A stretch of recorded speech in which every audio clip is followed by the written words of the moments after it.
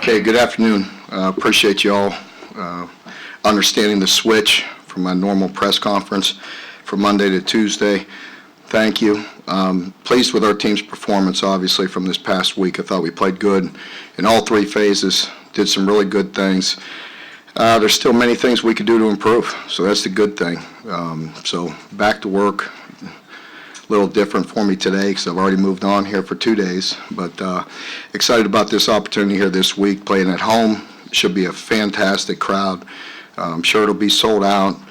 Great atmosphere, playing a very good South Carolina team, so looking forward to that challenge. How have they responded just in the first couple of days of everybody patting them on the back and telling them how good they are? Just had 1 day, had yesterday. So, I thought it was an okay Monday practice. Mondays are a lot of mental work. We have to wrap up the game. So with a mandatory day off for our players, you have to get a lot done on Monday. So we have to view the game tape, which takes a lot of time. So we watch the tape, look at the good things, the bad things, and then we get together and watch special teams together, have a team meeting, wrap up Mississippi State, and then also introduce South Carolina. So a lot to do, a lot of time spent in the meeting room, and so I'll get a better indication today, of where we're at and how they're doing. Mark, this particular team, South Carolina, perhaps seems to bring a bit of challenge in the passing game than the team we played this year. How do you approach that? Yeah, we approach it, the same every week. Certainly, teams feature or maybe better in one area than another. South Carolina is a very good football team across the board. They're very balanced. As far as being a good, special teams, offense, defense, it does present a challenge. You're correct, especially with their quarterback and their wide receivers. They're very good players, so we'd definitely have to be good in our coverage and good in our rush lanes and so on. How have you seen Jordan Jones mature, both on and off the field over the last year? Jordan, he definitely has matured, and Jordan's one of those kids that, he means well 95% of the time. He really does. He's just a joy to be around most of the time, but he's had a few episodes where he can get a little off. So that's our job to get him back on the rails. But this year, he's done a good job himself of being intentional about staying ahead of it and doing the right things. And I've been very proud of him. This past week was probably, arguably, one of the best games he's played. Not because of tackles or production, because of the discipline that he played within the defense, and he still showed up, to make critical plays when we needed it. So I've been proud of him and his progress, and we're a quarter of the way through, so he's got a long way to go, but I'm pleased. There's a couple of guys who've had episodes like that, EJ, Tamir. Is it rewarding to see them benefit from sticking to the sideline? For sure. It is rewarding because that's what we're in it for, to help these guys grow and mature and be successful in all facets of their life. And it's too easy, now for, kids to chuck it in. It's too easy for us to dismiss them and move on, because one thing's for sure, we have a lot of depth. So it's next man up around here, and that's a good thing. As a coach, you're always like to see it that way. But you still always treat guys the way that you would expect your kid to be treated. But that's hard to do, when we got a lot of good players and keeping everybody happy and playing time and all those things. So you're always going to have that type of deal. But our team is fantastic. They understand, that the team comes first, and they've had a great attitude about that. That doesn't mean there's a lot of individual guys that wish they could get more opportunity, but, it's you got to do what's right and what's best for the football team. Mark, looking back on Benny's development, could you think back to his first year? Could you have foreseen him becoming such a big part and becoming the running that he is now? I've always said, people frame it different ways. We had a good idea of who he was, but to say that he would have all this and I didn't know that. I just knew he was very mature. I knew he was strong, got tough yards, and he was disciplined for a young guy. He came in with an edge and an attitude about him from the very beginning, and he's been consistent all the way through. So that doesn't surprise me one bit. Just his approach to the game and his desire to play well and his desire to play good for his team. So that has been the same. We knew what we were getting in that. As far as the production, I don't think you could ever, foresee that. How much did that change your approach toward the offense?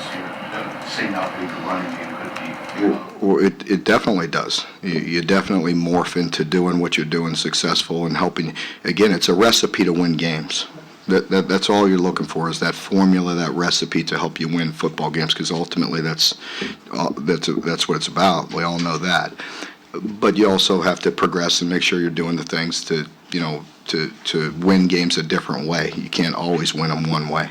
I'm sure you've seen Snellia.com, and as his kind of Heisman hopes go up a little bit, how nice is it knowing that even though he's getting some recognition right now, he still plays, as he said, still plays for Kentucky? Well, that's why it doesn't worry me. When I was approached by Tony and Susan about doing some of these things, it didn't bother me, because I know Josh and I know Benny and I know the type of players they are and the maturity that they have, and I know what's important to them. And again, with the success of the team, the individual accolades will come, and I don't anticipate anything different from those guys in their approach. You mentioned the atmosphere on Saturday. If that were to become the norm here, how much does that help the team? It's hard to quantify how much that will help, because it'll help a great deal. It'll change many things, and it's what's expected in this league, and that's the standard that we need to have, because it makes a difference not only with our football team and how we play, but also in recruiting. I noticed Devontae Robinson appears to be showing up more and more as time goes on. He is. Devontae, I've always just said he's a wonderful young man. Works hard, is quiet, but goes about his business, works hard every day. He's versatile, he could run, and he's getting more and more confidence, and I like putting him in there in stressful situations, because I still believe he has so much upside. And I think with him and having success and getting out there playing, you'll see that elevated in himself as we move forward here. Have you noticed a boost in recruiting already with how well you played to start the season in the environment? Definitely. I feel like we've been on the cusp of having a strong year, this whole recruiting cycle, and this is doing nothing but helping us. Mark, you said you had some areas where you could still improve. What are some of those areas? Well, just there's many things, defensively, and we had two mistakes that led, on the touchdown drive. There were two plays that were our mistakes, and we pride ourselves on making the teams earn their yards and taking nothing away from them. We all know they're a good football team, but there's two plays where we absolutely did the wrong thing. We gave them 12 yards in a first down, and we gave them 8 yards on first down. That set up. That was part of their scoring drive, and that's not acceptable. We need to be on point 100% of the time, and we do that. I don't know what we would have done. You possibly could have shut them out. I don't know, but I don't like giving them 2 first downs in a scoring drive. And offensively, there's a lot of things we could do better. There's missed assignments. There's not being crisp in our routes. Terry going, where he needs to go with the ball quicker. O-line, being more physical. There's a lot of things we could do better. You mentioned earlier about depth and next man up. That was Tyrell Agent on Saturday. How did he play, and do you anticipate Jordan Griffin to be back this weekend?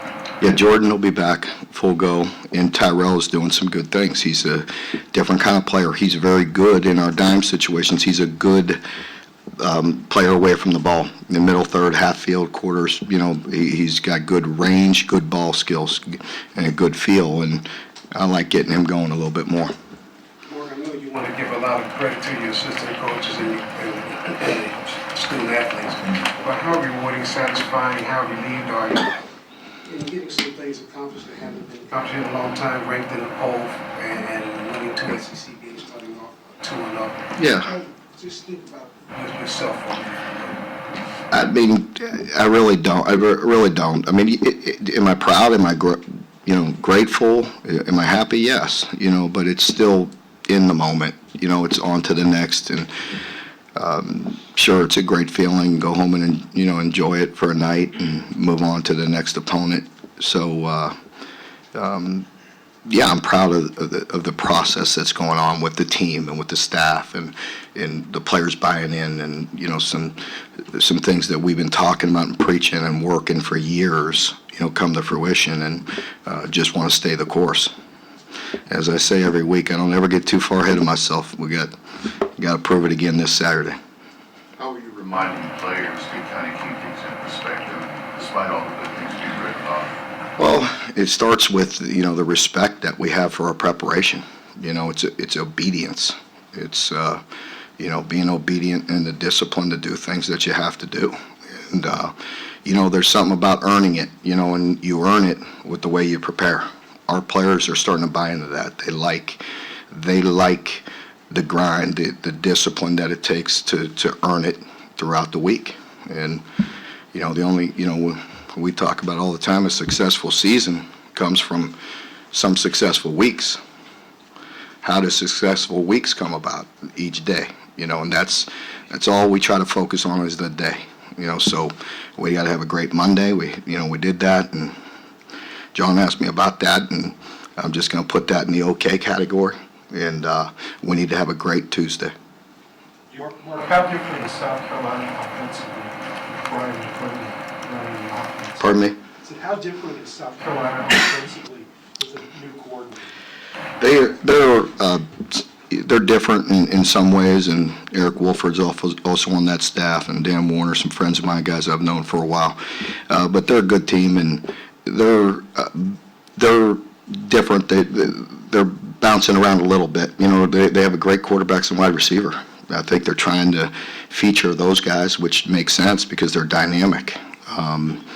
But we all know run game's important. They know that as well, and you're certainly seeing that with a talented tailback and being physical at times. But just like when I get asked those questions, sometimes that there's only one ball and there's only so much you could do and feature. And they have a lot that they can do and a lot of playmakers.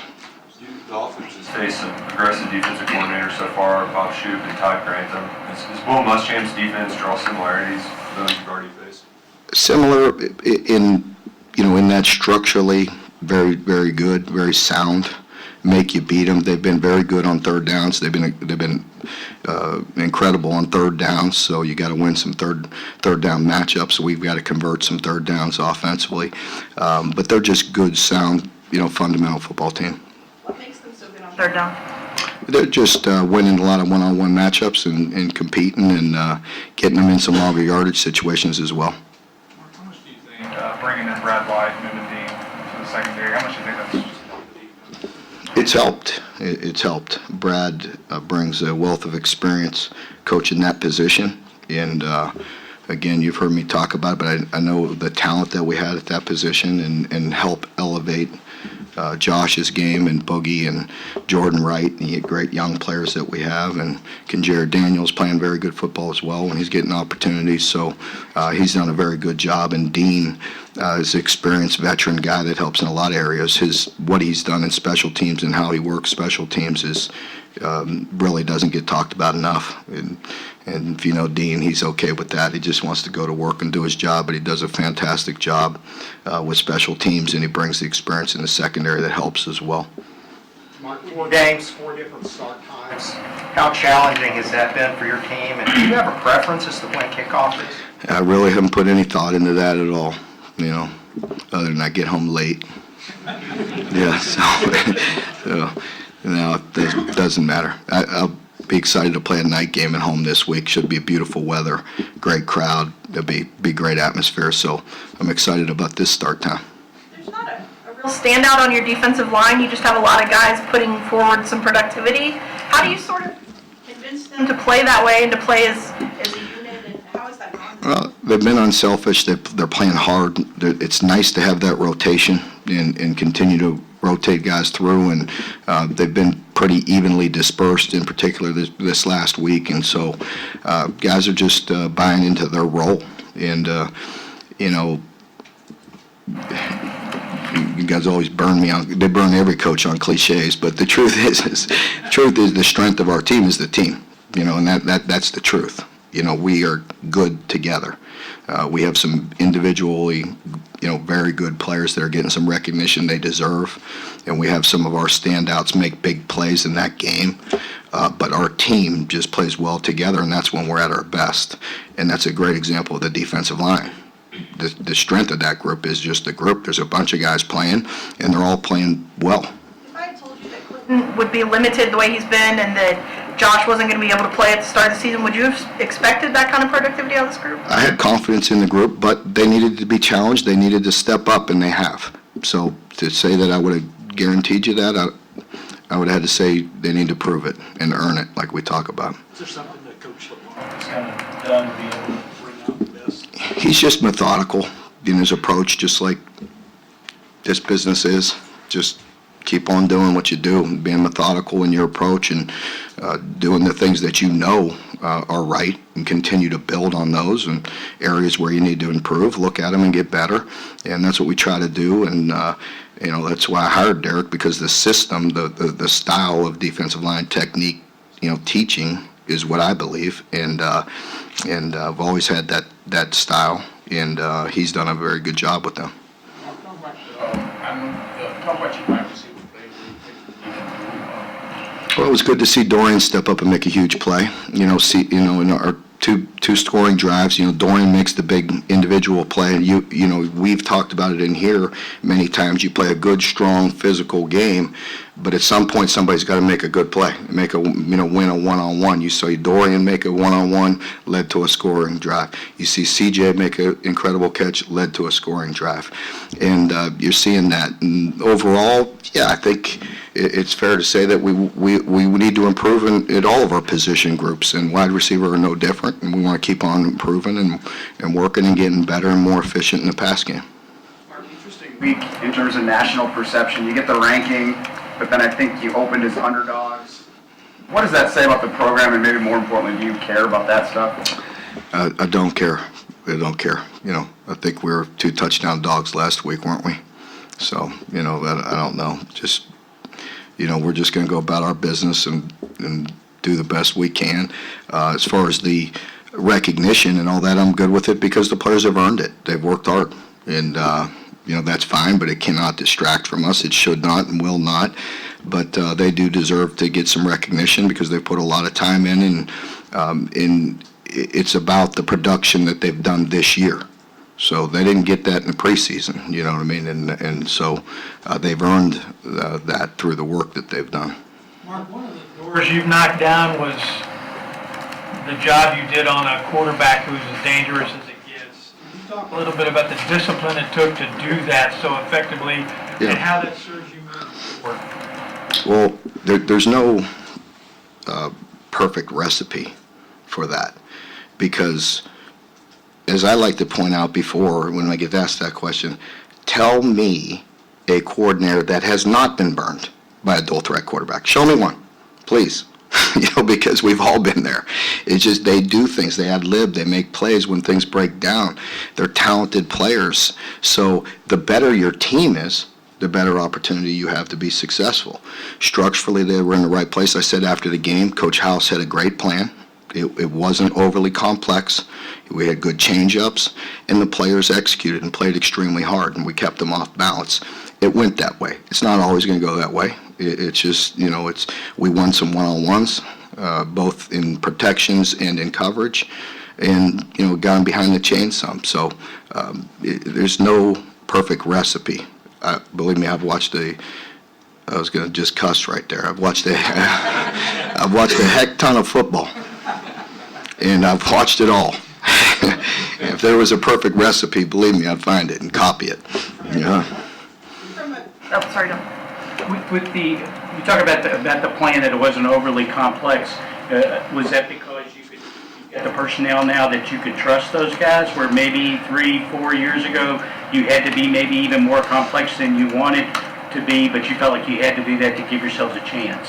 Really all of the above, yes, because in the past, you know, sometimes we've talked about, you got to throw some things at the wall. When you do too much against a guy like that, with all the different runs that they have, with the different ways that they could go and block and run, if you pressuring them or bringing too many different things, they could really gut you and split you, and you see that with virtually everybody they play. They just absolutely gut people. So, you know, there were certain things we wanted to take away. And, you know, I talked about that after the game, that I definitely wanted them to play left-handed and from the start, but you have to win. You have to win your one-on-ones. You have to be strong in that, you know, and so our players played good. Our players played hard. They won one-on-one matchups. We covered well, and we had a sound plan. You talked about how close this team is and how much they care about each other. How much does that translate to your success, do you believe? I think it has everything to do with our success because, you know, again, the team and the way they feel about each other, the sacrifice that they have to make, it's really hard to describe the amount of work that these guys do, you know, and it's not always easy. And there's going to be, you know, very emotional times and hard times, and these guys put in an unbelievable amount of work. And you have to be unified. You have to have a tight group, and you have to have a great leadership to have the team's success.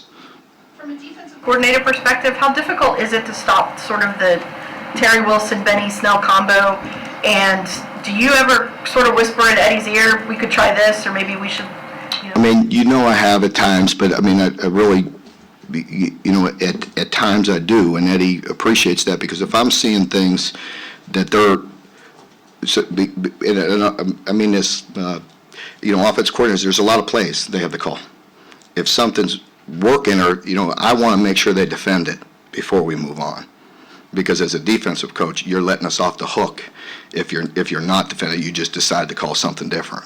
Does that make sense? Or something you're doing, and he likes it when I give him that. And certainly there's some, you know, some things that I know defensively that give us problems, and that I know that we're getting away with it during camp. We're getting away with it, but we're not going to get away with it during the season. So I want them to attack us, and then therefore it creates something that they like. Does that make sense? You know, some of that. So, but as far as getting in his ear during the game and all that, no, I have to get myself off sometimes. I'll click off. I say, I'm going over defense. You do what you got to do. So let them get in a rhythm and get going. Since you've had to do it in camp and in good offense, how difficult is it when you have a Terry Wilson, Benny Snell combo? Oh yeah, I mean it is difficult.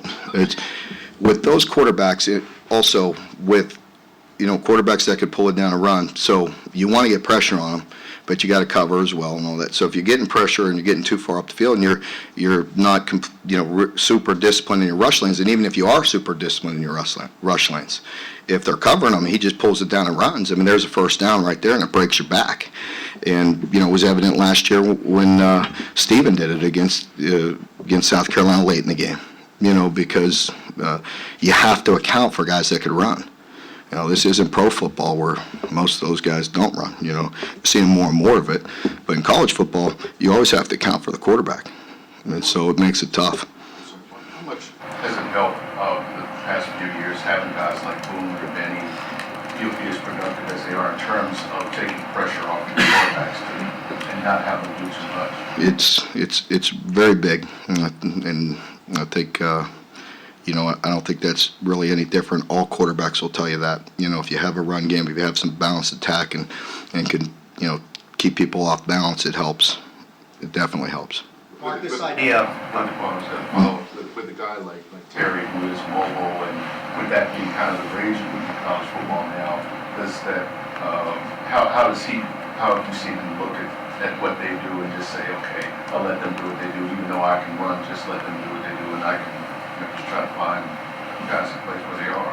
I'm sorry, I don't rephrase that question. How much has Terry kind of benefited from that and really just doing what he does and learning? Well, you know, again, so with us, like our system for Terry and all them, I mean, we make him make protections. He has to know reads. He has to know where to go. You know, he's getting taught, you know, pro systems to a point.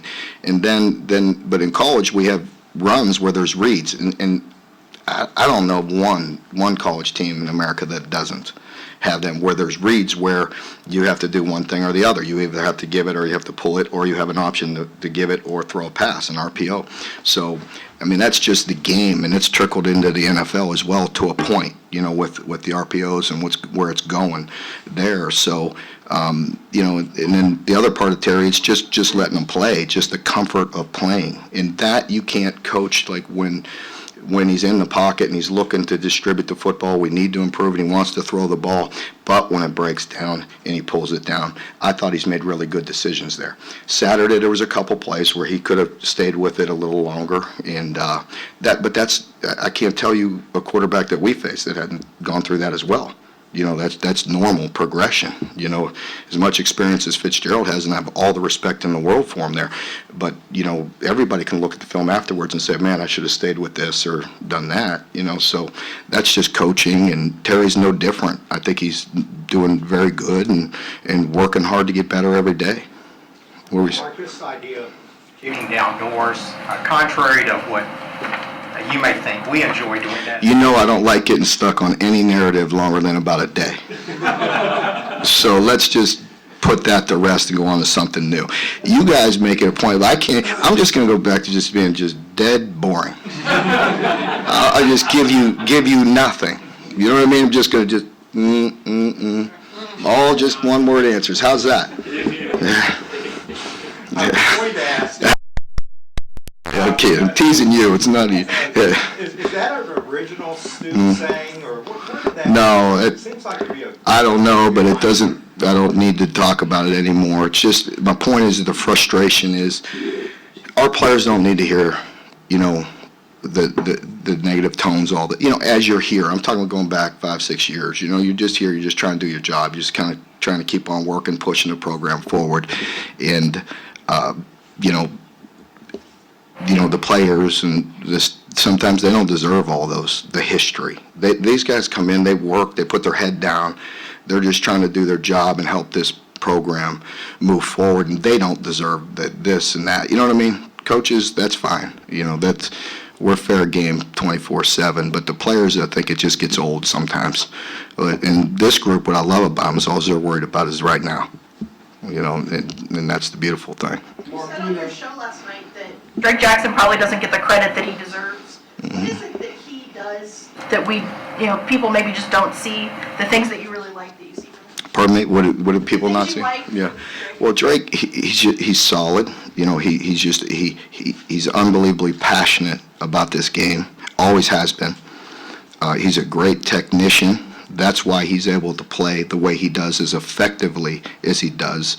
He may be slightly undersized compared to some people he plays, but he's a technician. Offensive line and defensive line are a technique game. It's a technique game, and you know, it is everywhere, but really at those positions. And he's fundamentally sound at what he does, and he's passionate and he cares about what he does. So he plays with that edge, that attitude, that chip on his shoulder every day to prepare himself, and he has great knowledge for a young kid. So he does a lot of things good. Mark, how are the left tackles playing? They're doing good. They're doing good. EJ and Nasir both had good games, better games this week, and you know, they're having some ups and downs like every player, you know, on our team. But I'm very pleased with their progress, and they've been a big part of helping us win the way we have. So those guys need a lot of credit as well for stepping in a tough situation against some very talented, good players, and have really competed well and have had a great attitude. Throughout the season, coaches tend to keep an eye, not a great deal of attention on the opponents within the conference. Now that you have South Carolina right in front of you, what have you seen on film that you didn't see as you were kind of peeping at it throughout the season that may surprise? Well, I didn't really see them at all till I started focusing on them. But you know, they're what I expected. Is a good football team. You know, they're good. They're well coached in all three phases, and they're sound at what they do. And they really have some talent offensively at some skill positions that are really explosive guys. Yeah.